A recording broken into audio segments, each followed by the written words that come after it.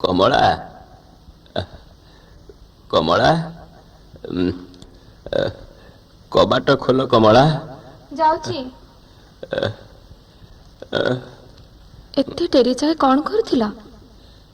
ଦେଖି ଦେଖି ତମ ଅଣ୍ଟିରେ କ'ଣ ଅଛି? ପାକେଲା ବରଫଳ, ଏଗୁଡ଼ାକ କ'ଣ ହବ? ଭୋକ ବେଳେ ତାର ସ୍ୱାଦୁ କେତେ ସୁନ୍ଦର। ତମେ ତମେ ସେ କଥା ଜାଣ ନା କମଳା। ଦେଖ ନା ମୁଁ କେତେ ଖୁସିରେ ଖାଇପାରୁଛି। ତମେ ଏ କ'ଣ କରୁଛ? ପେଟ ଭୋକ ଆଉ ମୁଁ ସହିପାରୁନି କମଳା। ଦିନ 7 ଦିନ ବିତିଗଲା। କେତେ ଦିନ ଆଉ ପୋଖରୀ ପାଣି ପିଇ ବଞ୍ଚି ପାରିବି କୁହ ତ? କିନ୍ତୁ ମୋ ଆଖି ଆଗରେ ତମେ। ହଁ ମୁଁ ଜାଣେ ତମେ ଏ ଦୃଶ୍ୟ ଦେଖି ସହ୍ୟ କରିପାରିବନି। ସେଥିପାଇଁ ଆଜି ମାଛି ଅନ୍ଧାରିଆ ସନ୍ଧ୍ୟାବେଳେ ମୁଁ ଗାଁ ବରମୂଳ ଆଡ଼େ ଯାଇଥିଲି। କେହି ଦେଖି ନାହାନ୍ତି। ସମସ୍ତଙ୍କ ଅଗୋଚରରେ ଏଗୁଡ଼ାକ ମୁଁ ଗୋଟେଇ ଆଣିଛି। ସେଥିରୁ କିଛି ଖାଇ ପେଟେ ପାଣି ପିଇଛି। ଯଦି ପାରିବ ତେବେ ତମେ ମଧ୍ୟ କିଛି ନିଅ କମଳା। ଥାଉ, ବନ୍ଦ କର ଏ କଥା। ଏମିତି ଆଉ କେତେ ଦିନ ନ ଖାଇ ନ ପିଇ ବଞ୍ଚିବା? ଆଉ ତମେ କ'ଣ କହୁଛ ମୁଁ ଭିକ ମାଗିବି? ଅସମ୍ଭବ, ସେ କଥା ହେଇପାରିବନି। ବରଂ ନ ଖାଇ ନ ପିଇ ଶୁଖି ମରିଯିବି, ହେଲେ ପର ଦୁଆରେ ହାତ ପାତି ପାରିବିନି କମଳା, ହାତ ପାତି ପାରିବିନି। ତେବେ କ'ଣ ଜୀବନ ସାରା ଆମକୁ ଏମିତି ଦୁଃଖ ଭୋଗ କରିବାକୁ ହବ? ହଁ କମଳା, ଦିନେ ଜମିଦାର କୃଷ୍ଣ ମହାପାତ୍ର ନାମ ଖଣ୍ଡମଣ୍ଡଳରେ ବ୍ୟାପି ଯାଇଥିଲା। କେତେ ଦୁଃଖୀ ରଖି ତା ଦୁଆରେ ହାତ ପାତି ବଞ୍ଚୁଥିଲେ। କିନ୍ତୁ କେତେଟା ଦିନରେ ଏଇ ଦାନ ଦେଉ ସବୁ ଶେଷ ହେଇଗଲା। ଶେଷକୁ କରଜ କରି ଦାନ କଲି। ସେ କରଜ ସୁଝି ନ ପାରି କଳନ୍ତରେ ସବୁ ଶେଷ କଲି। ରହିଲା କେବଳ ଏଇ ଢିଅ ଖଣ୍ଡକ। ମୋ ଭିଟା ମାଟିର ଇଷ୍ଟ ଦେବତା ଜଗନ୍ନାଥଙ୍କୁ ମଧ୍ୟ ଭୋଗ ଦେଇ ପାରିଲି। ତାଙ୍କୁ ଟେକିଦେଲି ଗାଁ ବାଲାଙ୍କ ହାତରେ। କଳାବତୀପୁରର ଜମିଦାର ଗଙ୍ଗାଧରଙ୍କ ଘରେ ବନ୍ଧୁ ବାନ୍ଧିବା ପରେ ପରେ ଆମର ଏଇ ଦଶା ହେଇଛି। ନା, ତମେ ତାଙ୍କୁ ଦୋଷ ଦିଅନି କମଳା। ଏସବୁ ଆମ ଭାଗ୍ୟ ଫଳ। କଳାବତୀପୁରର ଜମିଦାର ଗଙ୍ଗାଧର ବିଭବଶାଳୀ ଲୋକ।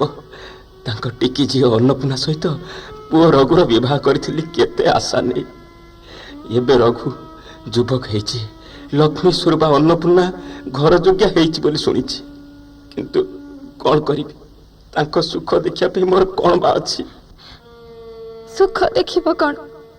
ମୋ ଏକଇର ବଳା ବିଶିକେଶନ ରଘୁ ନ ଖାଇ ନ ପିଇ କଣ୍ଟା ହେଇଗଲାଣି। ମୁଁ ମା ହେଇ ପୁଅର ଏ ଦୁଃଖ କେମିତି ସହିବି କହିଲ? ପତ୍ନୀ ହେଇ ଯଦି ସ୍ୱାମୀଙ୍କୁ ଖାଦ୍ୟ ପରସି ନ ପାରିଲି, ତେବେ ଜୀବନର ହିଁ ଲାଭ କ'ଣ? ସବୁ ବୁଝୁଛି କମଳା। ତମେ କୁହ, ମୁଁ ସ୍ୱାମୀ ହେଇ ସ୍ତ୍ରୀକୁ ଏମିତି ଭାବରେ ଜୀବନ କାଟିବା ଦୃଶ୍ୟ ଦେଖି ସହ୍ୟ କରିପାରିବି ତ? ତେବେ ଏ ପରିସ୍ଥିତିରୁ ଉଦ୍ଧାର ପାଇବାର ଉପାୟ କ'ଣ? ଉପାୟ ଅଛି କମଳା। କୁହ, ଉପାୟ କୁହ ସ୍ୱାମୀ। କହିବି, କିନ୍ତୁ ତୁମେ ସହ୍ୟ କରିପାରିବ ତ? ମୁଁ ଛାତିକୁ ପଥର କରି ସବୁ ଶୁଣିବି, ସବୁ ସହିବି। ତେବେ କୁହ, ବିଳମ୍ବ କରୁଛ କାହିଁକି? ଏ ଅବସ୍ଥାରୁ ମୁକ୍ତି ହେବା ପାଇଁ ଶ୍ରେଷ୍ଠ ପନ୍ଥା ମୃତ୍ୟୁ। ସ୍ୱାମୀ, ତୁମେ ଶପଥ କରିଛ କମଳା, ମୋ କଥା ଶୁଣି ତମେ ଦୁଃଖ କରିବନି? ନା, ମୁଁ ଦୁଃଖ କରିବିନି। ତମ କଥା ଶୁଣିବି। କୁହ। ଏଇ ନିଃଶବ୍ଦ ରାତ୍ରିର ନିର୍ଜନ କୋଠରୀ ମଧ୍ୟରେ ମୁଁ ଆତ୍ମହତ୍ୟା କରିବି। ଆଉ ନିନ୍ଦା ଅପବାଦ କିଛି ମୋତେ ସ୍ପର୍ଶ କରିପାରିବନି। ତମେ ରଘୁକୁ ବଞ୍ଚେଇବା ପାଇଁ ଚେଷ୍ଟା କରିବ। ତମ କଥାରେ ମୁଁ ରାଜି ସ୍ୱାମୀ। କିନ୍ତୁ ମୋର ମଧ୍ୟ ଗୋଟାଏ ଅନୁରୋଧ ରକ୍ଷା କର। କୁହ କମଳା। ତମ ସହିତ ମୁଁ ମଧ୍ୟ ଏଇ କୋଠରୀରେ ନିଜ ବସ୍ତ୍ରରେ ଅଗ୍ନି ସଂଯୋଗ କରି ମୃତ୍ୟୁବରଣ କରିବି।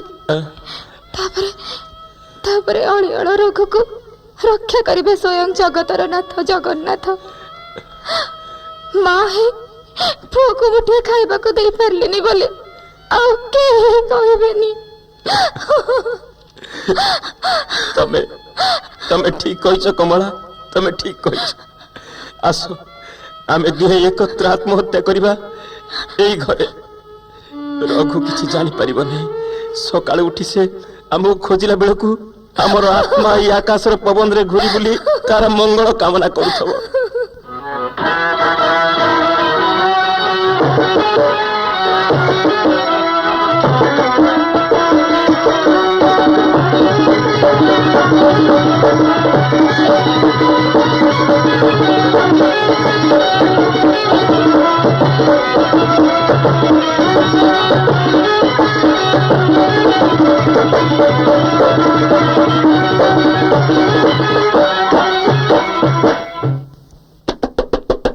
माँ कबाट खोल माँ अनेक दिन है परा खंजा बाहर आसी खरा पड़ा उठ माँ।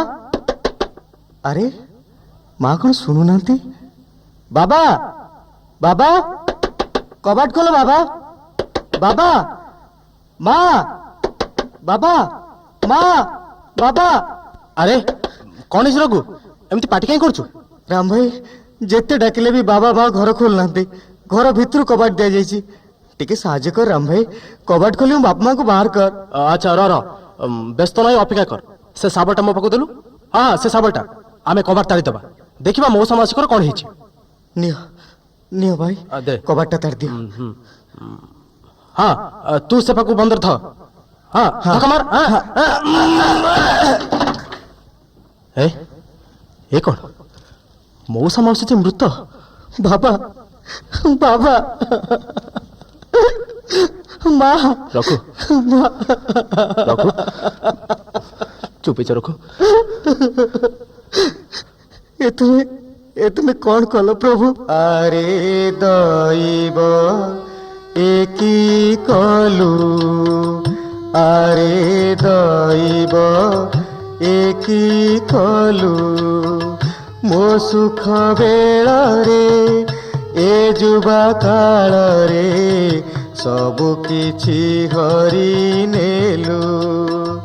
अरे दैव एकी कलु अरे दैव एकी कलु पिता माता हिने अरक्षित हेली बंचिबी का मुख चाही आहा बोली कही बाकु केही साहा दुनिया रे मोर नाही मझी दरिया रे जीवन नाबकु अकाले डुबाई देलु। अरे दैव एकी कलु अरे दैव एकी कलु।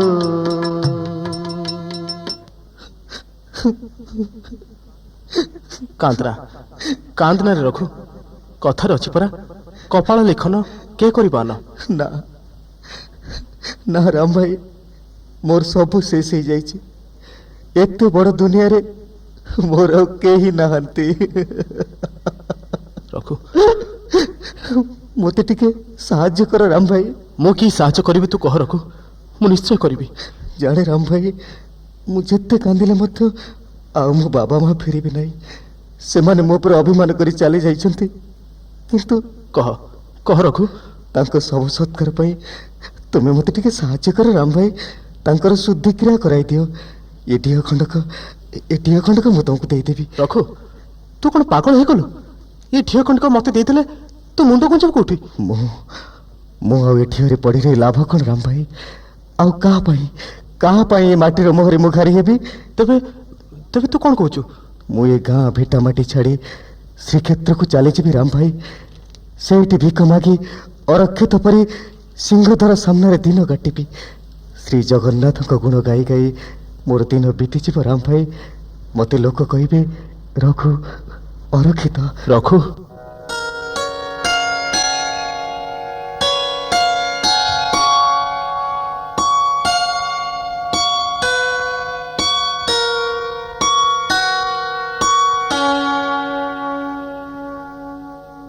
नीलाचल नाथ प्रभु जगन्नाथ নীলাচল নাথ প্রভু জগন্নাথ চরণে শরণ রঘু রক্ষিত নীলাচল নাথ প্রভু জগন্নাথ নীলাচল নাথ প্রভু জগন্নাথ।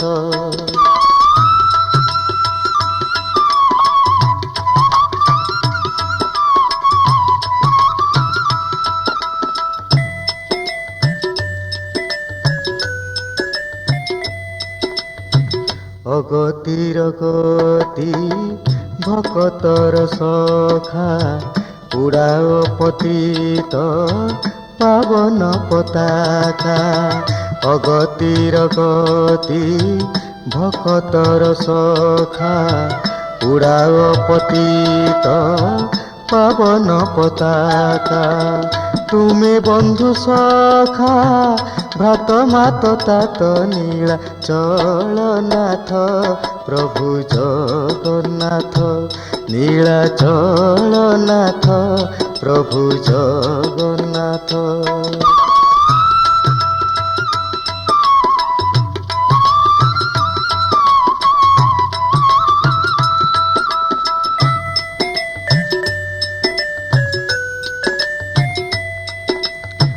করুণ বরিধি প্রভু কলনিধি দিন জনে দুঃখ দেবানু হে বিধি করুণ বরিধি প্রভু কলনিধি দিন জনে দুঃখ দেবানু হে বিধি ফের মো কষণ ডাকে মুয়ারত নীলাচল নাথ প্রভু জগন্নাথ নীলাচল নাথ প্রভু জগন্নাথ চরণে শরণ রঘু রক্ষিত নীলাচল নাথ প্রভু জগন্নাথ নীলাচল নাথ প্রভু জগন্নাথ।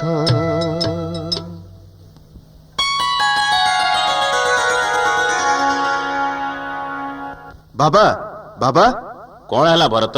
ତମେ ଶୁଣିଛ ବାବା ମଉସା କୃଷ୍ଣ ମହାପାତ୍ର ମାଉସୀ କମଳା ଖାଇବାକୁ ନ ପାଇ ଆତ୍ମହତ୍ୟା କରିଛନ୍ତି। ଭିଣେଇ ରଘୁ ଘର ଛାଡି ଶ୍ରୀକ୍ଷେତ୍ର ପଳେଇଛି। ମୁଁ ସବୁ ଶୁଣିଛି ଭରତ। ଦିନେ କୃଷ୍ଣ ମହାପାତ୍ରର ଧନ ଦୌଲତ ଟଙ୍କା ସୁନା ଜମିବାଡ଼ି ଥିଲା ବୋଲି ତାର ସୁନାମ ଶୁଣି ମୁଁ ଅଲିଅଳି ଝିଅ ଅନ୍ନପୂର୍ଣ୍ଣାକୁ ଥାଳିରେ ବସେଇ ତା ପୁଅ ସହିତ ବିବାହ କରିଥିଲି। କିନ୍ତୁ ଆଜି ରଘୁ ବଡ଼ଦାଣ୍ଡର ଭିକାରୀ। ଆମର ମାନ ମର୍ଯ୍ୟାଦା ସବୁ ଗଲା ବାବା। ଏଭଳି ଗୋଟେ ଭିକାରୀ କଣ ଏ ଘରର ଜୋଇଁ ହବ? ଅସମ୍ଭବ। କୁଳାବତୀପୁରର ଧନିକ ଗଙ୍ଗାଧରଙ୍କ ଜ୍ୱାଇଁ ଭିକାରୀ ରଘୁ ହେଇ ନପାରେ। କିନ୍ତୁ ବିବାହ ଯେ ଶେଷ ହେଇଛି ବାବା। ଆରେ ଛାଡ ସେ ପୁରୁଣା କଥାକୁ, ଆରେ ଛାଡ ସେ ପୁରୁଣା କଥାକୁ। ଛୋଟ ଝିଅଟାକୁ ବାଳୁତ କାଳରେ, ଛୋଟ ଝିଅଟାକୁ ବାଳୁତ କାଳରେ ବିଭା ଦେଇଥିଲି ବୃଥାକୁ, ଆରେ ବିଭା ଦେଇଥିଲି ବୃଥାକୁ। ଆରେ ଛାଡ ସେ ପୁରୁଣା କଥାକୁ, ଆରେ ଛାଡ ସେ ପୁରୁଣା କଥାକୁ।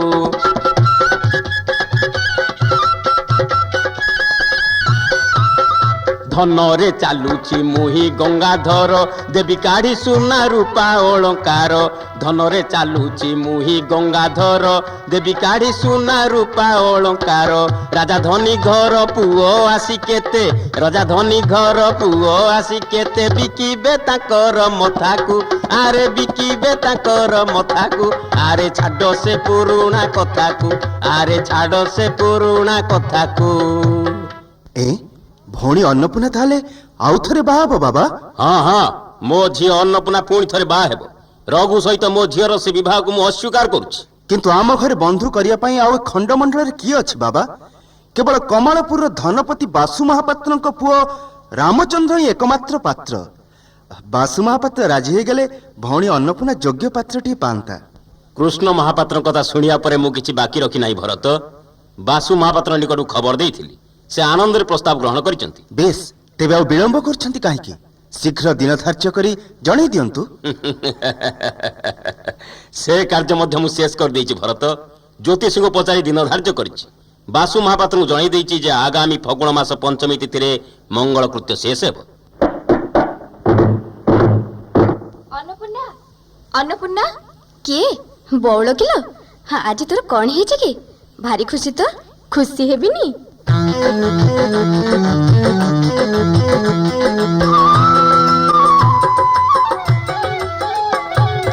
मिठे दे लो बौल आज मिठे दे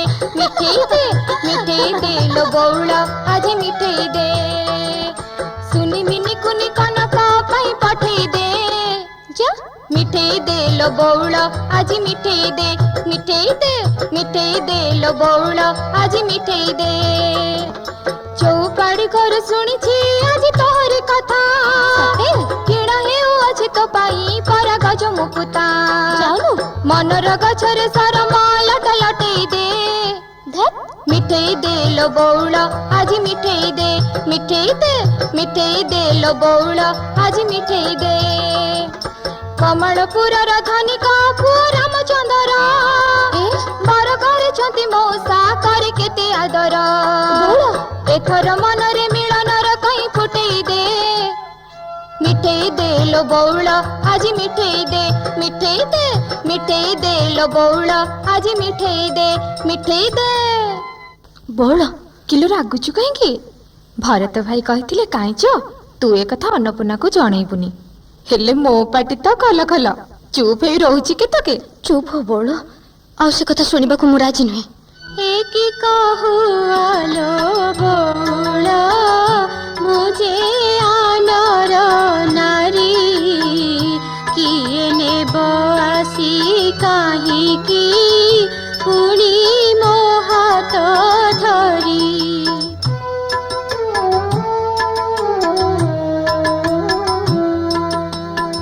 हिंदू नारी मोही बेदीरे थारे होईची विभा आन हाथ धरी जीवने सुख पाइबी किबा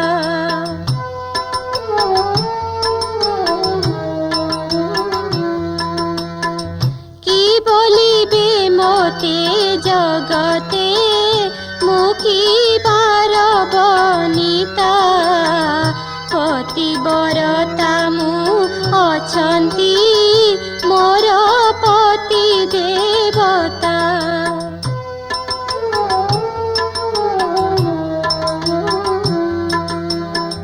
धनहीन दंड भिकारी जदि से अरक्षित मु तांकर प्राण संगिनी आने न बळे चित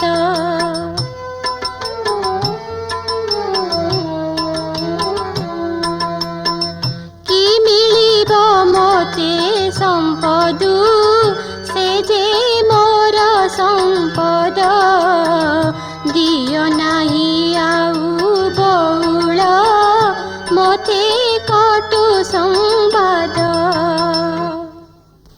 तेबे मौसा अवस्था कौन हम अन्नपूर्णा सी तो बासु महापात्र को कथा दे सारी ए समस्यार समाधान पाई केवल गोटे बाट अच्छी बौल तू मते साहाय्य करि परिबो कह तो पाई मु सब करि परिबे मु तांको पाखको खंडे चिट्ठी लिखुची बौल गोपन रे तू से चिट्ठी खंड का तो गोपाल भाई हाथ रे श्रीक्षेत्र पठाई देबू गोपाल भाई निजर परिचय न दे चिट्ठी खंड को तांको हाथ रे दे चली आसबे हो अन्नपूर्णा हेले गोपाल भाई श्रीक्षेत्र रे तांको पाइबे केमिति मु सुनिछि से दिन राति बड़ देउळर सिंहद्वार निकट रे बसी रही भजन गान करूछंती तांको भजन सुनिबा पई रुंड होछंती शह शह लोके तांको लोके डाकुछंती रघु रखित तेबे तू चिंता करना बौल मु जाउछि गोपाल भाई को सब कथा कहि देबी से चिट्ठी नै जिबे तू ताहले चंचल चिट्ठी लेखुछि बौल तोरे साहाय्य मु जन्म जन्म भूली पारबी नाही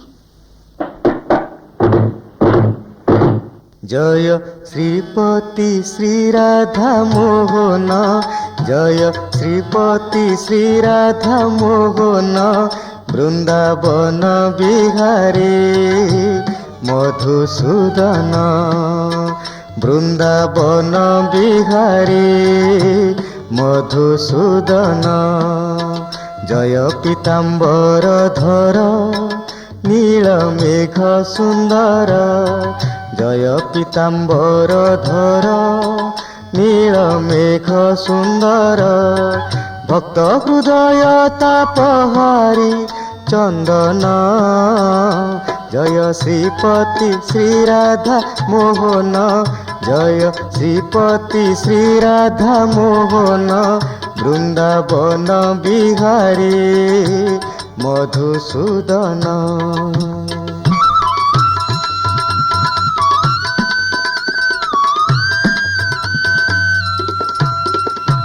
নীলকন্দর বাসি চকা নয়ন ঘন কলা বোলা যার বদন নীলকন্দর বাসি চকা নয়ন ঘন কলা বোলা যার বদন দিন দুঃখীর বান্ধব ব্রজ বিহারী মাধব দিন দুঃখীর বান্ধব ব্রজ বিহারী মাধব রঘুপাপ কর হরি ছেদন জয় শ্রীপতি শ্রীরাধা মোহন জয় শ্রীপতি শ্রীরাধা মোহন বৃন্দাবন বিহারী মধুসূদন বৃন্দাবন বিহারী মধুসূদନ। ବଡ଼ ଦେଉଳର ସିଂହଦ୍ୱାର ନିକଟରେ ହାତ ପାତି ଭିକ୍ଷା କରୁଥିବା ରଘୁରକ୍ଷିତ ନିକଟକୁ ପତ୍ର କିଏ ଦେଇଛି? କାହିଁକି ଦେଇଛି?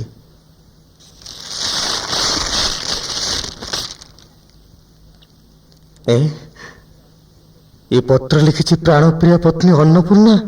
বিনয় পতর লেখে প্রিয় মোর বিনয় পতর লেখে প্রিয় মোর চরণে করি দণ্ডবত দণ্ডবত বিনয় পতর লেখে প্রিয় মোর হাত ধরি মতে আপনার কল হাত ধরি মতে আপনার কল থিলি যেবে মোহি বালুতা বিনয় পতর লেখে প্রিয় মোর ସେହି ଦିନୁ ମୋର ଅନ୍ତରରେ ତୁମେ ଦେବତା ସନ ଲଭିଛ ଏବେ ପତି ଦେବ ଦୀପର ଭବ ପର କରି କିମ୍ପ ଦେଉଛ କି ଦୋଷ କଲି ମୁଁ ଭାଗିନି ନାରୀ କି ଦୋଷ କଲି ମୁଁ ଭାଗିନି ନାରୀ ନିଜେ ବୁଝି ପାରୁ ନାହିଁ ତ ବିନୟ ପତର ଲେଖେ ପ୍ରିୟ ମୋର তুমি যদি হুଅ পথর ভিকারি ভিকারুণী মোহি সাজিবি কি হেব সম্পদ ধন দৌলত সকল সুখ মু তেজিবি তুম বিনে প্রাণ হারিবি মু জাণ তুম বিনে প্রাণ হারিবি মু জাণ রঘুপতি মোর মহত বিনয় পতর লেখে প্রিয় মোর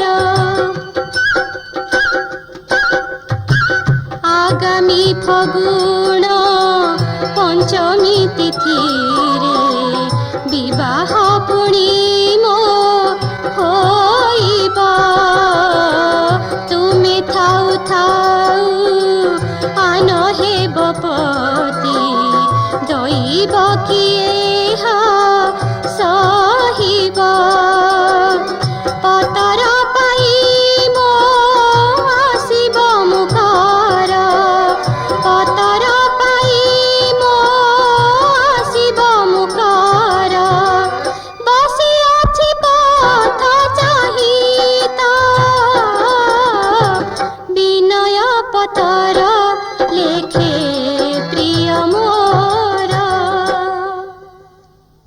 ସତୀ ଅନ୍ନପୂର୍ଣ୍ଣା, ହଁ ମୁଁ ତୁମକୁ ଉଦ୍ଧାର କରିବି। ମୋ ପଥ ଚାହିଁ ତୁମେ ବସିଥାଅ ଅନ୍ନପୂର୍ଣ୍ଣା। କିନ୍ତୁ କିନ୍ତୁ କଳାବତୀପୁର ଯେ 15 ଦିନର ପଥ, ମୁଁ ତୁମ ନିକଟରେ ପହଞ୍ଚିବି କିପରି ଅନ୍ନପୂର୍ଣ୍ଣା? এই ଅଗତିର ଗତି, ଜଗତର ନାଥ ଶ୍ରୀ ଜଗନ୍ନାଥ, ମୋତେ ତୁମେ ପଥ ଦେଖାଅ, ସାହାଯ୍ୟ କର। ଆଜି ଏହି ଗଭୀର ରାତ୍ରିରେ ମାଗୁଛି ତୁମରି କରୁଣା ପ୍ରଭୁ। ଜୀବନରେ କେବେ କିଛି ମାଗି ନାହିଁ, ଭକ୍ତରେ ମାଗୁଣି ତୁମେ ପୂରଣ କର ପ୍ରଭୁ, ତୁମେ ପୂରଣ କର। ଅଗତିର ଗତି ପ୍ରଭୁ ଜଗନ୍ନାଥ, କରୁଣା ବାରିଧି ଫେଡ଼ ମୋ ଆରତ, କରୁଣା ବାରିଧି ଫେଡ଼ ମୋ ଆରତ। ସତୀ ଅନ୍ନପୂର୍ଣ୍ଣା ପତି ଭକ୍ତ ନାରୀ, ସତୀ ଅନ୍ନପୂର୍ଣ୍ଣା ପତି ଭକ୍ତ ନାରୀ, ভজে তুম নাম নীলাদ্রি বিহারী। ডাকুচি ভকত রখতা মহত, ডাকুচি ভকত রখতা মহত। জগন্নাথ জগন্নাথ জগন্নাথ।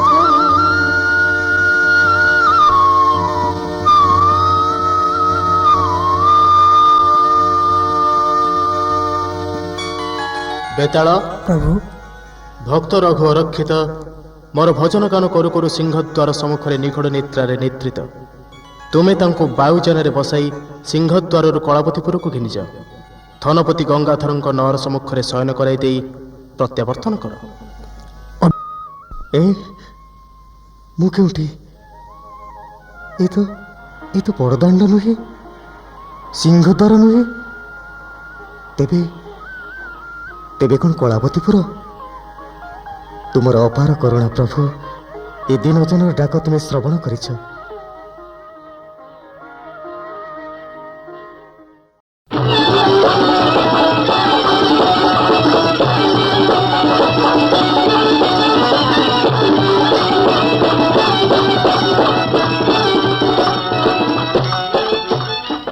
ବାବା ବାବା ବାବା, କ'ଣ ହେଲା ଭରତ?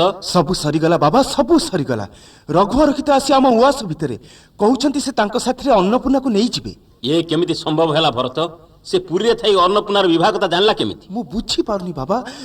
ରଘୁ ଅରକ୍ଷିତ ଯଦି ଅନ୍ନପୂର୍ଣ୍ଣାକୁ ନେଇଯାଏ, ତେବେ ଧନପତି ବାସୁ ମହାପାତ୍ର ଭାବିବେ କ'ଣ? ତୁ କିଛି ଚିନ୍ତା କରନା ଭରତ, ବୁଦ୍ଧି ଥିଲେ ଉପାୟ ବଳେ ବଳେ ଆସେ।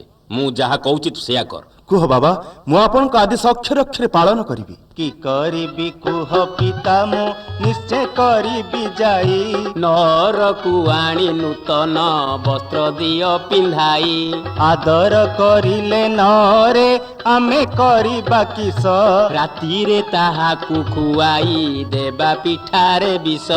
কি বলিবে লোক জানিবে যেবে কালি প্রভাতে, ବୋଲିବା ଅତିଥି ମରିଛି ସର୍ପଦଂଶନ ଘାତେ। ଉପଯୁକ୍ତ ପ୍ରସ୍ତାବ ବାବା, ମୁଁ ଯାଉଛି। ଉଆସ ସମ୍ମୁଖରୁ ରଘୁ ଅରକ୍ଷିତକୁ ଆଦରରେ ନଅର ମଧ୍ୟକୁ ଘେନି ଆସିବି। ତାର ଛିଣ୍ଡା କନା ପରିବର୍ତ୍ତେ ନୂଆ ଲୁଗା ପିନ୍ଧିବାକୁ ଦେବି, ବସିବାକୁ ଆସନ ଦେବି। ଯା ଭରତ, ଅବିଳମ୍ବେ କାର୍ଯ୍ୟ ସିଦ୍ଧି କର।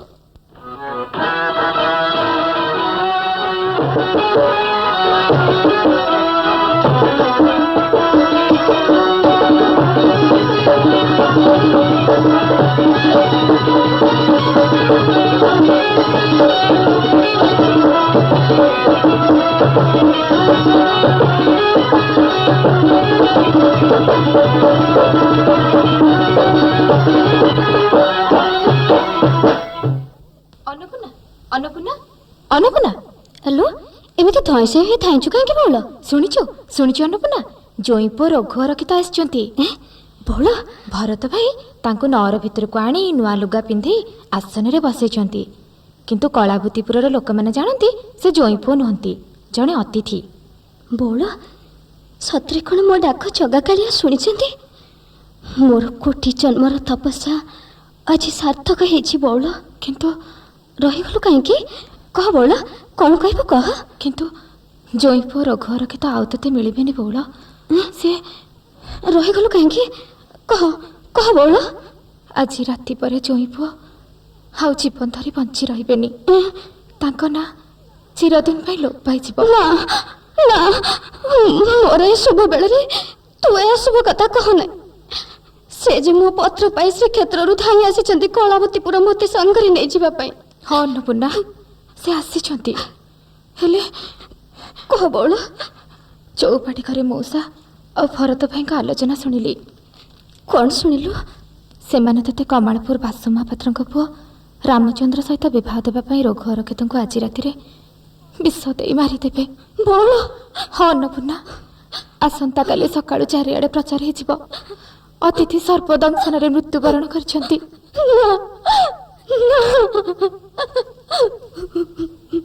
କି କରିବି ଏବେ କହଲ ବଉଳ, କି କରିବି ଏବେ କହ। ବିପଦ ଉପରେ ବିପଦ ପଡୁଛି, ହୃଦୟରୁ ଉଠେ କୋହ। ବାପ ଭାଇ ଯଦି ବୈରୀ ସାଜିଲେ, ରଖିବ କିଏ ସେ ଆଉ। ସାହା ମୋର ଏକା ସେହି ଚକା ଡୋଳା, ଦାରୁ ବ୍ରହ୍ମ ମହାବାହୁ। ତେବେ ଏ ବିପଦ ବେଳେ ମୁଁ କ'ଣ କରିବି? ମୋତେ ବୁଦ୍ଧି ବତେଇତେ ବଉଳ। ଶୁଣନୁ, କାନ୍ଦି କିଛି ଲାଭ ନାହିଁ। ନଅର ଲୋକେ ଜାଣିଯିବେ ଯେ ମା ଥିଲେ ସିନା ମନର କଥା କହିଥାନ୍ତୁ। ଏବେ ତ ମନ କଥା ଶୁଣିବାକୁ କେହି ନାହିଁ। କ'ଣ କରିବି କହ ବଉଳ। ଶୁଣ, ଗୋପନରେ ସବୁ କାମ କରିବାକୁ ହବ। ଆଜି ସଞ୍ଜବେଳେ ତୁ ରୋଷେଇ ଘରକୁ ଯିବୁ। ରୋଷେଇଆ ବିଷଗୋଳା ପିଠଉରେ ପିଠା କରୁଥିବ, ଆଉ ତୁ ସେଇ ପିଠଉରେ ନିଜେ ଗୋଟେ ପିଠା କରିବୁ। ଗୋପନରେ ପିଠା ଭିତରେ ପୂରେଇ ଦେବୁ ଗୋଟେ ଚିଠି। ସେଇ ପିଠାଟିକୁ ଜୋଇଁଙ୍କ ପିଠା ଥାଳିର ସଫା ଉପରେ ରଖି ପଠାଇଦେବୁ। ହଁ ହଁ ହଁ, ତୁ ଠିକ୍ କହିଛୁ ବଉଳ। ମୁଁ ତାହା ହିଁ କରିବି। ହଁ ହଁ, ମୁଁ ତାହା ହିଁ କରିବି।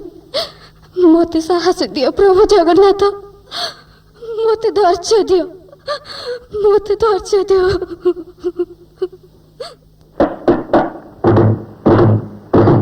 ନିଅ ନିଅ ଅତିଥି ନିଅ, ଠା ପାଣି କରି ପିଠା ବାଢ଼ିଦେଲି। ଏବେ ଖାଅ। ଖାଉନ? ଆମ ଧନପତିଙ୍କ ଝିଅ ମ ଏଇ ପ୍ରଥମ ପିଠାଟି କରିଛନ୍ତି। ସେଇଠି ଆଗ ଖାଅ। ତାଙ୍କର ଅତିଥି ଦେଖିଲେ ଭାରି ଆଦର। ଏ ଧନପତିଙ୍କ ଝିଅ ଅନ୍ନପୂର୍ଣ୍ଣା? ହଁ, ମୁଁ ତାଙ୍କ ପିଠାଟି ଆଗେ ଖାଇବି, କିନ୍ତୁ ପ୍ରଥମେ ମହାବାହୁ ଶ୍ରୀ ଜଗନ୍ନାଥଙ୍କୁ ନୈବେଦ୍ୟ ପ୍ରଦାନ କରେ, ତାପରେ ଯାଇ ଖାଇବି। ପ୍ରଭୁ ନୀଳାଚଳ ନାଥ, ଏ ରଘୁ ରକ୍ଷିତର ନୈବେଦ୍ୟ ଗ୍ରହଣ କର ପ୍ରଭୁ। ଏ କ'ଣ? ପିଠା ଭିତରେ ଚିଠି? ସ୍ୱାମୀ, ଏ ପିଠା ବିଷବୋଳା ପିଠା, ତାକୁ ଖାଅ ନାହିଁ। ଇତି ତୁମର ପତ୍ନୀ ଅନ୍ନପୂର୍ଣ୍ଣା। ବିଷଗୋଳା ପିଠା? କିନ୍ତୁ ମୁଁ ଯେ ସେ ବିଷ ପିଠାକୁ ନୀଳାଚଳ ନାଥଙ୍କୁ ନୈବେଦ୍ୟ ଦେଇ ସାରିଲିଣି। ଏବେ ସେ ପ୍ରସାଦକୁ ହତାଦର କରିବି କିପରି? ଶ୍ରୀ ଜଗନ୍ନାଥଙ୍କୁ ବିଷ ଦେଇ ନିଜ ବିଷଠାରୁ ଦୂରେଇ ରହିବି କିପରି? ନା ନା ନା, ମୋତେ କ୍ଷମା କର ଅନ୍ନପୂର୍ଣ୍ଣା। ମୁଁ ଶ୍ରୀ ଜଗନ୍ନାଥଙ୍କ ଭୋଗକୁ ଫିଙ୍ଗି ଦେଇ ପାରିବି ନାହିଁ। ମହାକାଳକୂଟ ବିଷ ହୋଇଥିଲେ ମଧ୍ୟ ମୁଁ ତା ଭକ୍ଷଣ କରିବି। ତୁମେ ହିଁ ଭରସା ଜଗନ୍ନାଥ, ମୋର ତୁମେ ହିଁ ଭରସା। ବାରମ୍ବାର କଷଣ ଦେଇ ତୁମେ କି ଆନନ୍ଦ ପାଅ ପ୍ରଭୁ ନାରାୟଣ? ତୁମ କଥା ମୁଁ କିଛି ବୁଝିପାରିଲିନି ଚଳତି କନ୍ୟା ଲକ୍ଷ୍ମୀ। ତୁମକୁ ଏ ସଂସାରରେ ଅଗୋଚର କ'ଣ ଅଛି? ସବୁ ଜାଣି ନ ଜାଣିବା ପରି ଅଭିନୟ କରୁଛ କାହିଁକି? ତୁମେ ପୁରା ଅନ୍ତର୍ଯାମୀ। ତମେ କ'ଣ କହିବାକୁ ଚାହଁ? ଫିଟାଇ କୁହ ପରିଣତ ନେୟା। ଭକ୍ତ ରଘୁ ଅରକ୍ଷିତ ଯେ ବିଷପାନ କରି ସଂଜ୍ଞାହୀନ, କେତେ କାକୁତି ମିନତି କରି ସତ୍ୟ ଅନ୍ନପୂର୍ଣ୍ଣା ତାର ଦୁଃଖ ଜଣାଇଲା, ତୁମକୁ କ'ଣ କିଛି ଶୁଭିଲା ନାହିଁ? ତାହେଲେ ଜଗତରେ ଭକ୍ତିର ମୂଲ୍ୟ କ'ଣ?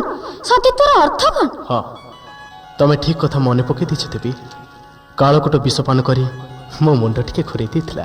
ରଘୁ ଅରକ୍ଷିତଙ୍କ ପ୍ରଦତ୍ତ ନୈବେଦ୍ୟ ବିଷୟରେ ଯଦି ତୁମ ମୁଣ୍ଡ ଘୁରାଇ ଦେଲା, ତାହେଲେ ସେ ସମସ୍ତ ବିଷପାନ କରି କି ଯନ୍ତ୍ରଣା ଭୋଗୁଥିବେ ଟିକେ କଳନା କରିପାରୁଛ ତ? ଆଉ ଅପମାନ ଦିଅନି ଦେବୀ। ମୁଁ ଗରୁଡ଼ଙ୍କୁ ପ୍ରେରଣା କରୁଛି, ସେ ରଘୁ ଅରକ୍ଷିତଠାରୁ ସମସ୍ତ ବିଷ ହରଣ କରି ଫେରି ଆସିବେ। ଶରୀରରେ ସଞ୍ଚରି ଯାଇଥିବା ବିଷ ପରିଣତ ହେବ ଅମୃତରେ। ହଁ, ରଘୁ ଅରକ୍ଷିତ ପ୍ରତି ସେହି ଦୟା କର ପ୍ରଭୁ। ବେଶ, ମୁଁ ଏବେ ଗରୁଡ଼କୁ ଆଦେଶ ଦେବି। ଜଗତର ନାଥ ଜଗନ୍ନାଥ, ତୁମର ଅପାର କରୁଣା ପ୍ରଭୁ। ଭୂତ କାହାକୁ ଭୂତ ବୋଲି କହୁଛ ଭରତ ଭାଇ? ମୁଁ ରଘୁର ଗୀତ। ତୁମର କାଳକୂଟ ବିଷପାନ କରି ମୁଁ ବଞ୍ଚିଛି। ପ୍ରଭୁ ଜଗନ୍ନାଥ ସେ ବିଷ ହରଣ କରି ନେଇଛନ୍ତି। ପ୍ରଭୁ ଜଗନ୍ନାଥ ବିଷ ହରଣ କରି ନେଇଛନ୍ତି? ହଁ, ଛାର ରଘୁର ଗୀତ ପାଇଁ ମହାପ୍ରଭୁ ନିଜେ ବିଷପାନ କରିଛନ୍ତି। ତୁମେ ତୁମେ କୃଷ୍ଣ ମହାପାତ୍ରଙ୍କ ପୁତ୍ର ରଘୁନାଥ? ନା, ମୁଁ ଧନହୀନ ରଘୁ ଅରକ୍ଷିତ। ରଘୁ ଅରକ୍ଷିତ? ଆପଣ ମୋତେ ବାଲ୍ୟକାଳରେ କନ୍ୟାଦାନ କରି ପିତାର ଆସନରେ ଆସିନ। ବିନମ୍ର ପ୍ରଣତି ଗ୍ରହଣ କରନ୍ତୁ ପିତା। ନା ନା, ସ୍ୱୟଂ ମହାବାହୁ ଶ୍ରୀ ଜଗନ୍ନାଥ ଯାହାର ସହାୟ, ସେ ହତଭାଗ୍ୟ ନୁହେଁ ରଘୁ, ସେ ଭାଗ୍ୟବାନ। ଆମେ ନରାଧମ। ରଘୁ ଅରକ୍ଷିତ ଆମକୁ ଲଜ୍ଜିତ କରିଛନ୍ତି ବାବା। ତାଙ୍କୁ ନଅର ଭିତରକୁ ନେଇଯିବା, ସ୍ନାନ କରାଇ ସୁସ୍ୱାଦୁ ଖାଦ୍ୟ ପ୍ରଦାନ କରି ସନ୍ତୁଷ୍ଟ କରିବା। ହଁ ବାବା, ସେ ଯେ ମୋର ଜାମାତା, ଭିତରକୁ ନେଇଯା। କନ୍ୟା ଅନ୍ନପୂର୍ଣ୍ଣାକୁ ରଘୁର ଆଗମନ ସନ୍ଦେଶ ଦିଅ। ନା ପିତା, ପ୍ରଭୁ ଜଗନ୍ନାଥ ମୋତେ ସ୍ୱପ୍ନରେ ଆଦେଶ କରିଛନ୍ତି ଏଠାରେ ଆଉ ମୁହୂର୍ତ୍ତେ ବିଳମ୍ବନ କରି ସତୀ ଅନ୍ନପୂର୍ଣ୍ଣାକୁ ସଙ୍ଗରେ ଧରି ଶ୍ରୀକ୍ଷେତ୍ର ବାହୁଡ଼ି ଯିବା ପାଇଁ। ମୋତେ ସେ ଅନୁମତି ଦିଅନ୍ତୁ ପିତା। ଆପତ୍ତି ନଥିଲେ ଅନ୍ନପୂର୍ଣ୍ଣାକୁ ମୋ ସହିତ ପ୍ରେରଣ କରନ୍ତୁ। ନା ନା, ଶ୍ରୀ ଜଗନ୍ନାଥଙ୍କ ଆଦେଶ ଅମାନ୍ୟ କରି ମୁଁ ତୁମକୁ ଅଟକି ରଖିବାକୁ ଚାହେଁନି ବାବା। ଧନ ରତ୍ନ ମଣି ମୁକ୍ତା ଏବଂ ଅନୁଚରଙ୍କ ସହିତ ଅନ୍ନପୂର୍ଣ୍ଣାକୁ ମୁଁ ବିଦାୟ ଦେବି ତୁମ ସହିତ। ନା ବାବା, ମୋର ଧନ ରତ୍ନ ମଣି ମୁକ୍ତା କିମ୍ବା ଅନୁଚରଙ୍କର ଆବଶ୍ୟକତା ନାହିଁ। ମୁଁ ଚାହେଁ ସତୀ ଅନ୍ନପୂର୍ଣ୍ଣା ଅଙ୍ଗରେ ପିନ୍ଧିଥିବା ଅଳଙ୍କାର ଓ ପରିଧାନ ସହିତ ମୋ ସଙ୍ଗରେ ବାହାରି ଯିବେ ଏହି ଉଆସରୁ। ହଁ ହଁ ହଁ, ତାହା ହିଁ ହେବ। ତୁମେ ଅପେକ୍ଷା କର ରଘୁ, ମୁଁ ଅନ୍ନପୂର୍ଣ୍ଣାକୁ ଘେନି ଆସୁଛି। ଏ ଦେଖ ବାବା, ଅନ୍ନପୂର୍ଣ୍ଣା ତା ବଉଳ ସହିତ ଆମରି ଆଡ଼କୁ ଆସିଛି। ଅନ୍ନପୂର୍ଣ୍ଣା?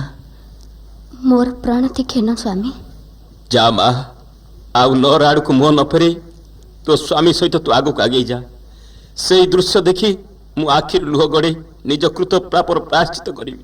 ହଁ, ଯା ଅନ୍ନପୂର୍ଣ୍ଣା, ଆମକୁ ଦୋଷ ଦବୁ ନାହିଁ। ଆମେ ଯେଉଁ ମହାପାପ କରିବାକୁ ଯାଉଥିଲୁ ସେ କେବଳ ତୋରି ସୁଖ ପାଇଁ। ବାବା, ଭାଇ, ଯା ମା, ଯା। ଛାଡ଼ି ବାପ ଭାଇ ବନ୍ଧୁ ପରିଜନ କଳାବତୀପୁର ବାସୀ ଜୁଇ ଯାଇ ହେନ ମାଳତୀ କୁସୁମ ଉଆସର ସୁଖ ରାଶି ଗೋ।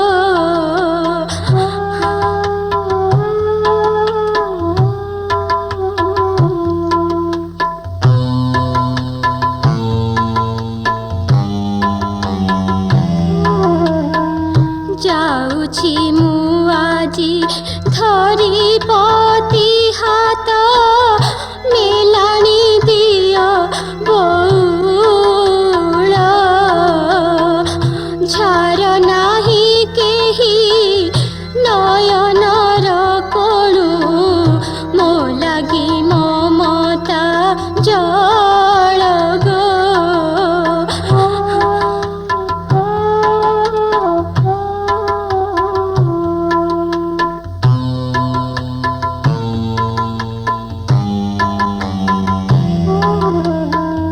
ପତି ପରା ମୋର ଜୀବର ଜୀବନ ସାଥୀ ଜଗତର ନାଥ ଧନ ଦୌଲତ ଲୋଡ଼ା ନାହିଁ କିଛି ପୁରିଛି ମୋ ମନୋରଥ ଗୋ।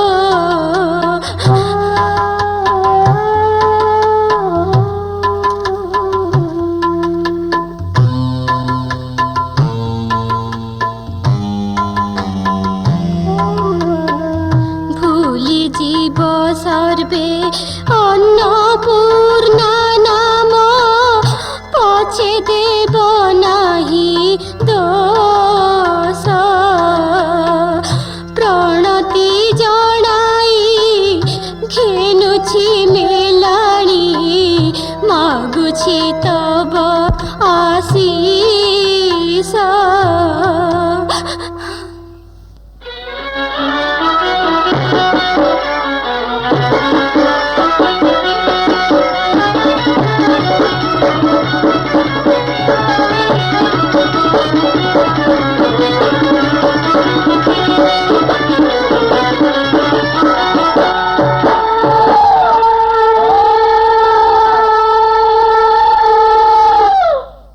ଅନ୍ନପୂର୍ଣ୍ଣା, ସଖୀ ଅନ୍ନପୂର୍ଣ୍ଣା।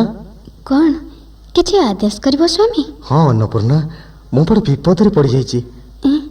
ବିପଦରେ? ହଁ, ଏଇ ଶରଧା ବାଲିରେ ବସି ଭଜନ ଗାନ କରୁଛି, 5 ଜଣ ସାଧୁ ଆସି ଉପସ୍ଥିତ ହେଲେ, ମୋତେ ଅନ୍ନ ଭିକ୍ଷା ମାଗିଲେ। ଅନ୍ନ ଭିକ୍ଷା? ଆଉ କ'ଣ କରିଥାନ୍ତୁ ଅନ୍ନପୂର୍ଣ୍ଣା? ଭିକ୍ଷାର୍ଥୀ ସାଧୁଙ୍କୁ ନିରାଶରେ ଫେରେଇ ଦେଇଥାନ୍ତି କିପରି? ସେମାନଙ୍କୁ ଅନ୍ନ ଭିକ୍ଷା ଦେବା ପାଇଁ ମୁଁ କଥା ଦେଇ ସାରିଛି। ନରେନ୍ଦ୍ରରେ ସ୍ନାନ ସାରି ସେମାନେ ଏଇଠି ଆସି ପହଞ୍ଚିଯିବେ। କିନ୍ତୁ କୁଡ଼ିଆରେ ତ କିଛି ନାହିଁ ସ୍ୱାମୀ। ଜାଣେ, ତଥାପି କୁହ ସ୍ୱାମୀ। ତୁମେ ଦୁଃଖ କରିବ ନାହିଁ ତ? ମୁଁ ତୁମକୁ କିଛି ହେଲେ ଦେଇପାରି ନାହିଁ, କିନ୍ତୁ ମାଗୁଛି। ମାଗନ୍ତୁ ନାହିଁ ସ୍ୱାମୀ, ଆଦେଶ କରନ୍ତୁ, ମୁଁ ପାଳନ କରିବି। ତୁମେ ତୁମେ ପାରିବ ଅନ୍ନପୂର୍ଣ୍ଣା? ହଁ, ନିଶ୍ଚୟ ପାରିବି। ମୁଁ ତୁମ ପାଇଁ ସବୁ କିଛି କରିପାରିବି। ତେବେ କୁହ ସ୍ୱାମୀ।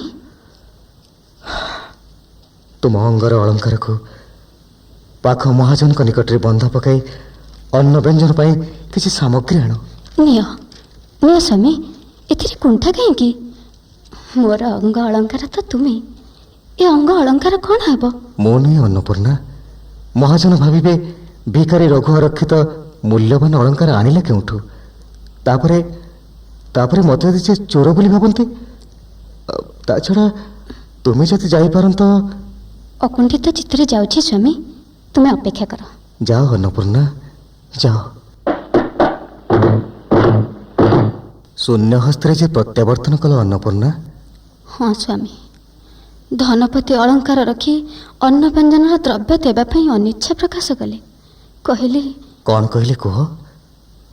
ସେ ଅନ୍ନ ବ୍ୟଞ୍ଜନ ପ୍ରତିବଦଳରେ ଅଦ୍ଭୁତ ସର୍ତ୍ତ ରଖିଲେ ସ୍ୱାମୀ। ଅଦ୍ଭୁତ ସର୍ତ୍ତ? କି ସର୍ତ୍ତ? କହିବା ପାଇଁ ମୋର କଣ୍ଠ ରୁଦ୍ଧ ହେଇଯାଉଛି ସ୍ୱାମୀ। କୁଣ୍ଠା ନ କରି କୁହ ଅନ୍ନପୂର୍ଣ୍ଣା।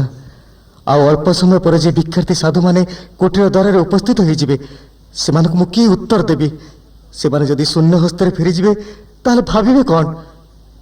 ଶୁଣ ସ୍ୱାମୀ, ଧନପତି ଅନ୍ନ ବ୍ୟଞ୍ଜନ ଦ୍ରବ୍ୟର ପ୍ରତିବଦଳରେ ଚାହାନ୍ତି ମୋର ନାରୀତ୍ୱ, ପ୍ରୀତି ଧନ। ଏଥିରେ ତୁମେ ଭାଙ୍ଗି ପଡ଼ିଛ କାହିଁକି ଅନ୍ନପୂର୍ଣ୍ଣା? ଏ ତ ତୁମର ସୌଭାଗ୍ୟ। ନଗଣ୍ୟ ମୋର ଶରୀରର ସାନ୍ନିଧ୍ୟ ଦାନ କରି ଯଦି ତୁମେ 5 ଜଣ ଅତିଥି ବ୍ରହ୍ମଜ୍ଞ ସାଧୁକୁ ଅନ୍ନ ବ୍ୟଞ୍ଜନରେ ସନ୍ତୁଷ୍ଟ କରିପାରିଲ, ତେବେ ଏଥିରେ ଦୁଃଖ କାହିଁକି?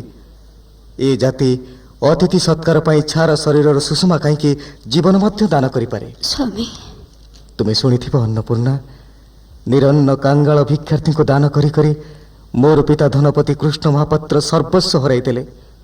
ଶେଷରେ ଦାରିଦ୍ର୍ୟର କଷାଘାତରେ ପେଟକୁ ମୁଠିଏ ଦାନା ନ ପାଇ ମାତାଙ୍କ ସହିତ ଆତ୍ମହତ୍ୟା କଲେ। ଜାଣେ ସ୍ୱାମୀ। ତେବେ ଆଉ ଡେରି କାହିଁକି ଅନ୍ନପୂର୍ଣ୍ଣା?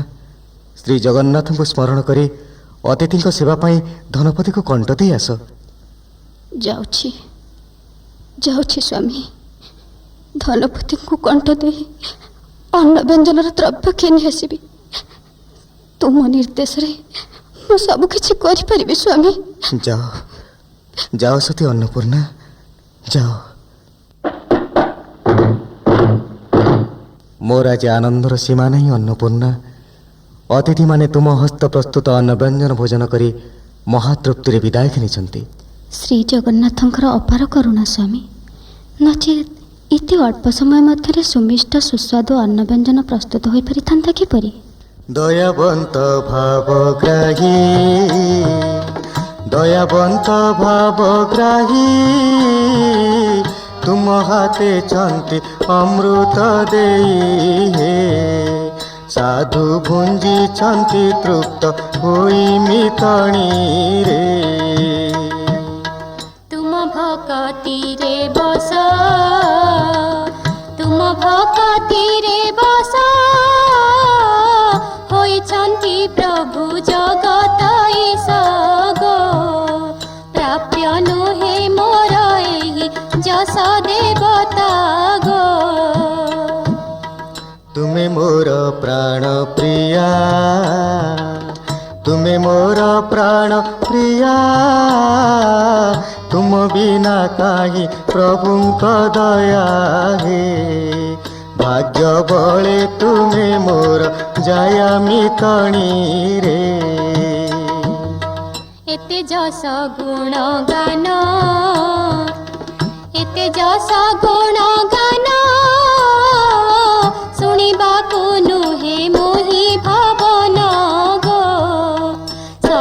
दासी गणे मोते घेन देवता गो। सत्य अन्नपूर्णा कुह स्वामी एबे संध्या जाई रातिर अंधार माड़ी आसिलानी कौन करबी कुह। तुम शपथ कथा कौन तुम्हें भूली जाउछ अन्नपूर्णा? शपथ हाँ धनपति को तुम्हें कंठ देच रात्रि तांको सुषमा दान करी संतुष्ट करियो बोली एबे से समय आसी उपगत अन्नपूर्णा। हाँ हाँ मते क्षमा करब स्वामी। साधु चर्चा करू करू मो कंठ कथा संपूर्ण भूली जाइथिली। एबे निजको प्रस्तुत करि नउछि स्वामी। हाँ शपथ ही मनुष्यर व्यक्तित्व। तुम्हें शपथ रक्षा करने पाई मन को निर्मल कर गोटे राति पाई मते हृदय दूर कर दियो से स्थान में बसा धनपति को आज राति पाई से तुम स्वामी। मन रख अन्नपूर्णा तुम चर्चा साधु माने संतुष्ट होइथिबा भली धनपति जेपरी संतुष्ट होती। विश्वास रख स्वामी मु मो चर्चा अवहेला करिबि नहीं। यही कुटीर मध्य सुकोमल सज्जा पाति देवी पुष्पगुच्छरे कुटीर को सुगंधित करी सज्जा उपरे बसी अपेक्षा करी केवल धनपति को। ताही कर अन्नपूर्णा बड़ देउल श्री जगन्नाथ को दर्शन करे मु अल्प समय पर फेरी आसबि। जाओ स्वामी।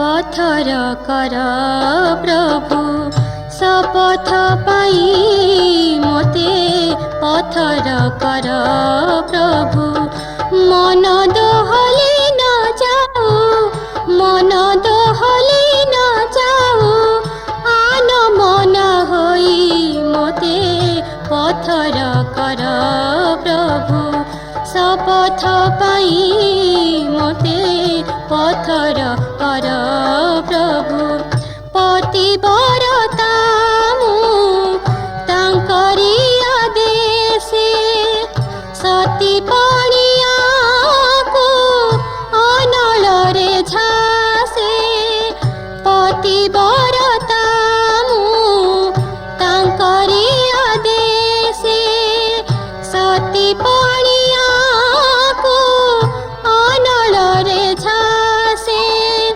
चका डोला देखुथिबी चका डोला देखुथिबी गोपन रे रही मोते पथर कर प्रभु शपथ पाई मोते पथर कर प्रभु। এই ঘর তো আচ্ছা ସୁନ୍ଦରୀ किए धनपति ହଁ आसंतु आसंतु धनपति आज जा आपण मोर आराध्य अतिथि କୋଉଠି ବସିବି? आसंतु आसंतु ए शଯ୍ୟା उपरକୁ ଆପଣଙ୍କ ପାଇଁ ତୁଳିତଳ୍ପ ଶଯ୍ୟା ମୁଁ ପାତି ଦେଇପାରି ନାହିଁ ଧନପତି। ମୁଁ ଧନହୀନ ଗରିବ ରଘୁ ଅରକ୍ଷିତଙ୍କ ପତ୍ନୀ। ଏହି ସାମାନ୍ୟ ଶଯ୍ୟାରେ ପୁଷ୍ପର ଗନ୍ଧ ଦେଇ ସଜାଇ ରଖିଛି ଆପଣଙ୍କ ଉଦ୍ଦେଶ୍ୟରେ। ଏ କ'ଣ ମୋ ଚକ୍ଷୁ ସମ୍ମୁଖରେ ମୁଁ ଦର୍ଶନ କରୁଛି? ଆସନ୍ତୁ କୁଟୀର ମଧ୍ୟକୁ ଆସନ୍ତୁ ଧନପତି। ଏ କ'ଣ ସ୍ୱୟଂ ଜଗତର ନାଥ ଶ୍ରୀ ଜଗନ୍ନାଥଙ୍କ କୋଳରେ ଆସିନା ରଘୁ ଅରକ୍ଷିତଙ୍କ ପତ୍ନୀ? ଏ କି ବିଚିତ୍ର ଦୃଶ୍ୟ! କିଏ କିଏ ତୁମେ ସତୀ? ସ୍ୱୟଂ ଜଳଧି ତନୟା ମହାଲକ୍ଷ୍ମୀ। ଛି ଛି ଧନପତି ଆଜି ରାତିକ ପାଇଁ ମୁଁ ଆପଣଙ୍କ ପତ୍ନୀ। ନା ଆପଣ ମୋ ପଦ ସ୍ପର୍ଶ କରୁଛନ୍ତି କାହିଁକି? ନା। ଆରେ ଛାଡ଼ନ୍ତୁ ନା, ମୁଁ ଛାଡ଼ିବିନି। ମୋର ଶପଥ ଭଗ୍ନ ହୋଇଯିବ ଯେ। ଧନପତି ମୋତେ ଦୁର୍ବଳା କରି ପକାନ୍ତୁ ନାହିଁ। ଆପଣଙ୍କ ଚର୍ଚ୍ଚା କରିବା ପାଇଁ ମୋତେ ସାହସ ଦିଅନ୍ତୁ, ଦେହ ଦାନ ପାଇଁ ସାମର୍ଥ୍ୟ ଦିଅନ୍ତୁ। ଚୋଡ଼ ହସ୍ତରେ ମୁଁ ଭିକ୍ଷା ମାଗୁଛି ଦେବୀ, ମୋତେ କ୍ଷମା କର। ତୁମେ ମାନବୀ ନୁହେଁ, ସ୍ୱୟଂ ମା ଲକ୍ଷ୍ମୀ। ମୋତେ ପରୀକ୍ଷା କରିବା ପାଇଁ ଗମନ କରିଥିଲ ଦରିଦ୍ର ଭିକାରୁଣୀ ବେଶରେ। ମୁଁ ତୁମକୁ ଚିହ୍ନି ପାରିଛି ଦେବୀ, ମୋତେ ମୋତେ କ୍ଷମା କର। ନା ନା ଧନପତି, ମିଛ। ମୁଁ ଲକ୍ଷ୍ମୀ ନୁହେଁ, ଭିକାରୀ ରଘୁ ଅରକ୍ଷିତଙ୍କ ପତ୍ନୀ। ହଁ, ତୁମେ ରଘୁ ଅରକ୍ଷିତଙ୍କ ପତ୍ନୀ ବେଶରେ ଏ ଶ୍ରୀକ୍ଷେତ୍ରରେ ଅବସ୍ଥାନ କରିପାରୁଥାଅ, କିନ୍ତୁ କିନ୍ତୁ ମୋ ନିକଟରେ ତୁମେ ଦେବୀ, ନାରାୟଣ ଘରଣୀ ମା ଲକ୍ଷ୍ମୀ। ଏ ଚରିତ୍ରହୀନ ପୁତ୍ରକୁ ତୁମେ କ୍ଷମା କରିଦିଅ ମା, କ୍ଷମା କରିଦିଅ। এই କ'ଣ ହଠାତ୍ କୁଟୀର ଭିତରୁ କ୍ରନ୍ଦନରୋଳ ଶୁଭିଲା କାହିଁକି? ଅନ୍ନପୂର୍ଣ୍ଣା, ତୁମେ କ'ଣ ଧନପତିଙ୍କର ଅମର୍ଯ୍ୟାଦା କଲ? ନା ସ୍ୱାମୀ, ମୋର କିଛି ଦୋଷ ନାହିଁ। କୁଟୀର ମଧ୍ୟକୁ ପ୍ରବେଶ କରୁ କରୁ ଧନପତି ପ୍ରେମାଳାପ ନ କରି ମୋ ଚିବୁକ ସ୍ପର୍ଶ ନ କରି ମା ମା ଡାକି ପାଦ ତଳେ ଗଡ଼ୁଛି କାହିଁକି ମୁଁ କିଛି ବୁଝିପାରୁନାହିଁ। ଏ କି ଆଶ୍ଚର୍ଯ୍ୟର କଥା ଧନପତି! ଆପଣ ଅତିଥି ଚର୍ଚ୍ଚା ପାଇଁ ଶପଥ କରି ଅର୍ଥଦାନ କରିଛନ୍ତି। ସତ୍ୟ ଅନ୍ନପୂର୍ଣ୍ଣା ଆଜି ରାତିକ ପାଇଁ ଆପଣଙ୍କର। ବିନା ତୀର୍ଥରେ ଜୀବନକୁ ଉପଭୋଗ କରନ୍ତୁ ଧନପତି। ଅନ୍ନପୂର୍ଣ୍ଣାର ପତି ହୋଇ ମଧ୍ୟ ମୁଁ ଅକୁଣ୍ଠ ଚିତ୍ତରେ ପ୍ରଦାନ କରିଛି ସମ୍ମତି। କି ଭକ୍ତ ରଘୁ ଅରକ୍ଷିତ, ଏ ଚରିତ୍ରହୀନ ପୁତ୍ରଟାକୁ କ୍ଷମା କରିଦିଅ ବାବା। ଧନପତି, ନା ନା, ଧନପତି ବୋଲି ସମ୍ବୋଧନ ନ କରି ମୋତେ ବତ୍ସ ବୋଲି ଡାକ। ଦୋଷ ପାଇଁ କ୍ଷମା କର, ମୁଁ ଅଳି କରୁଛି ବାବା। ଧନପତି, ପୁଣି ସେଇ ଧନପତି? ନା ନା ମା, ପୁତ୍ର ବୋଲି ସମ୍ବୋଧନ କରି ମୋତେ କୋଳକୁ ଟେକି ନିଅ। ମୁଁ ତୁମକୁ କୋଳରେ ବସାଇବା ପରିବର୍ତ୍ତେ ତମେ ମୋତେ କୋଳରେ ବସାଅ। ମୋତେ ମହାପାପରୁ ମୁକ୍ତି କରିଦିଅ ମା। ଡାକ ଡାକ ମା, ଥରେ ପୁଅ ବୋଲି ଡାକ। ନା ନା, ତୁମର କିଛି ଦୋଷ ନାହିଁ। ସବୁ ସେଇ ଶ୍ରୀ ଜଗନ୍ନାଥଙ୍କ ମହିମା। ଆସ ସ୍ୱାମୀ, ଆସ ପୁତ୍ର, ସମସ୍ତେ ମିଶି ନୀଳାଦ୍ରି ବିହାରୀ ଶ୍ରୀ ଜଗନ୍ନାଥଙ୍କର ଗୁଣଗାନ କରିବା। ଜୟ ଜନାର୍ଦ୍ଦନ ଶ୍ରୀ ମଧୁସୂଦନ ପତିତ ପାବନ ହରି ଜଗନ୍ନାଥ ପତିତ ପାବନ ହରି। ଜୟ ଜଗନ୍ନାଥ ଅନାଥର ନାଥ, ଜୟ ଜଗନ୍ନାଥ ଅନାଥର ନାଥ, ମୁକ୍ତିର ପଥ ଧାରି, ମୁକ୍ତିର ପଥ ଧାରି, ଜଗନ୍ନାଥ ମୁକ୍ତିର ପଥ ଧାରି।